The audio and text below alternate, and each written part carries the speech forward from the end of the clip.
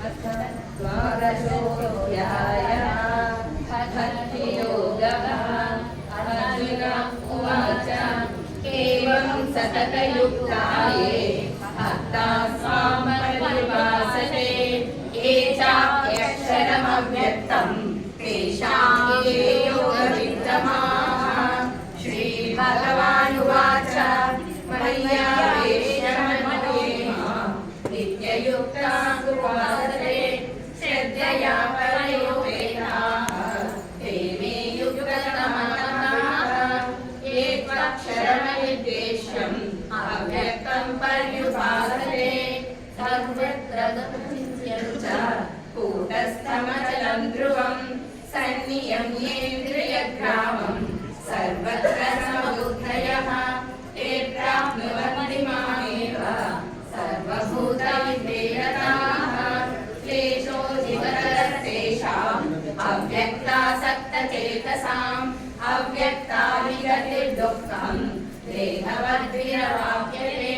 ये तु सर्वाणि कर्माणि मयि सन्न्यस्य मत्पराः अनन्येनैव योगेन मां ध्यायन्तम् उपासते तेषामहं समुद्धर्ता मृत्युसंसारसागरात् भवामि न चिरात् मय्यावेशितचेतसां मय्येव मनमाधस्व मयि बुद्धिं निवेशय निवशिष्यसि मय्येव अतः पूर्वं न संशयः अथ चित्तं समाधातुं न शक्नोषि मयि स्थिरम् अभ्यासयोगेन ततः मामिच्छातुं धनञ्जय अभ्यासेभ्यसमर्थोऽसि मत्कर्म परमो भव मदर्थमपि कर्माणि कुर्वन् सिद्धिमवाप्स्यसि अथ यतदग्र्यशक्तोऽसि कर्तुं मद्योगमाश्रयः